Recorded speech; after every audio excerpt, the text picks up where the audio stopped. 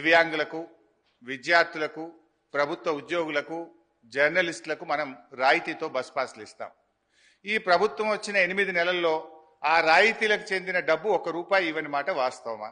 ఆ డబ్బు ఎంత, ఎప్పటిలోకి ఇస్తారు, ఇవ్వకపోవడానికి గల కారణాలు ఏమిటి?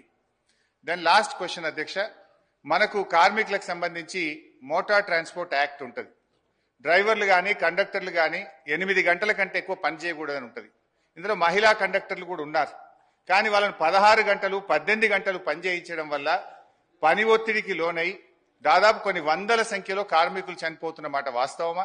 మహాలక్ష్మి పథకం వచ్చిన తర్వాత ఓవర్లోడ్ కావడం ద్వారా పని గంటల భారం పెరిగి దానికి సరిపడా మీరు డ్రైవర్లను కండక్టర్లను నియామక చేయకపోవడం వల్ల ఒక్కొక్కరు 16 గంటలు 18 గంటలు పనిచేసి కార్మికులు ఇబ్బంది పడుతున్న విషయం ప్రభుత్వం దృష్టికి వచ్చిందా? దానికి అనుగుణంగా కండక్టర్ల డ్రైవర్ల నియామకం ఎప్పట్లోగా చేస్తారు. ఆ వారు ఎంతసేపు అడిగినా దానికి ప్రభుత్వం వైపు నుంచి స్పష్టమైన సమాధానం ఇచ్చిండ్రు. ఆ సమాధానంతో వాళ్ళు సంతృప్తి చెందకపోవచ్చు.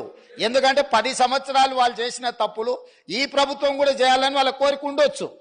కానీ ఈ ప్రభుత్వం ఒక నిర్దిష్టమైన ప్రణాళికతోని కార్మికులను ఆదుకోవాలని, ఆ సంస్థను బ్రతికించాలని, ఈరోజు ఆ సంస్థను ఆర్థికంగా బలోపేతం చేయాలి అని ఈరోజు అహర్నిశలు కృషి చేస్తుంటే వారు పదే పదే వారి గతంలో ఆ కార్మిక శాఖకు గౌరవాధ్యక్షుడిగా ఉన్నారు. ఆనాటి ముఖ్యమంత్రికి ఈయన ఎట్లా తొలగించాలనో అర్థం కాక ఆ కార్మిక సంఘాన్ని రద్దు చేసిండు. ఎందుకంటే ఈయన తొలగించాలంటే ఏం చేయాలనో తెలియక వాళ్ళ అంతర్గత సమస్యలు వాళ్ళ ఇష్టం, వాళ్ళ కుటుంబ సమస్యలు వాళ్ళు ఏమైనా కొట్లాడుకొని, కానీ ఆ కార్మిక సంఘాలనే రద్దు చేసింది వాళ్ళ అధ్యక్ష. అట్లాంటిది ఇప్పుడు మళ్ళీ మొదటికి వచ్చి పాత తప్పులన్నీ కప్పిపుచ్చుకోవడానికి ఈరోజు కొత్తగా ఈ ప్రభుత్వం మీద బురద జల్లి మంత్రి గారిని బుల్డోజ్ చేసే విధంగా మాట్లాడడం ఏమాత్రం సమంజసం కాదు అధ్యక్ష. పునరుద్ధరణ గురించి వాళ్ళకి ఏమవుతుంది? ఎవరు రద్దు చేసినారు, ఎందుకు రద్దు చేసినారో ముందు మీరు ఆ కార్మికులకు క్షమాపణ చెప్పి ముందు అడగండి ఒక్కసారి. మీరు యూనియన్లు రద్దు చేసి మీరు ఆర్టీసీ గౌరవ అధ్యక్షులు మీరు మీ కుటుంబ సభ్యులు ఉండి వాళ్ళు అన్నమో రామచంద్ర అంటుంటే కూడా చచ్చిపోతే కూడా 50 రోజులు సమ్మె చేస్తే పట్టించుకోండి. మీరు ఒక్క బస్సులోనే అధ్యక్ష 10 సంవత్సరాలుగా గౌరవ ముఖ్యమంత్రి గారు మా ప్రభుత్వం వచ్చిన తర్వాత బరాబరుగా ప్రభుత్వం బస్సులు కొన్నది.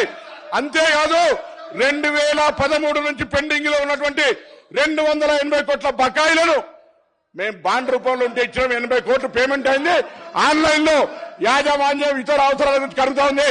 ఇంకొక మాట అడిగినారు అధ్యక్ష, మేము ఎన్నడూ మా ప్రభుత్వం వచ్చిన తర్వాత కార్మికులకు సంబంధించిన పిఎఫ్ కావచ్చు, కోఆపరేటివ్ సెస్ ₹1 ముట్టలే. 4,000 కోట్ల బకాయిలు వాళ్ళ సంస్థ కార్మికుల సొమ్ము వాడుకున్నారు అధ్యక్ష. ఇవాళ ఆర్టీసీ 7,000 కోట్ల అప్పులతోటి మాకు అప్పచెప్పితే ఈ రోజు ప్రభుత్వం మహాలక్ష్మి పథకం కింద నెలకు 300 కోట్లు ఇచ్చారు అధ్యక్ష. ఇప్పటికే 70 కోట్ల మంది మహిళలు ప్రయాణం చేస్తే అధ్యక్ష 2,400 కోట్ల రూపాయలు ఆ మహిళల పేరు మీద వచ్చినటువంటి సొమ్మును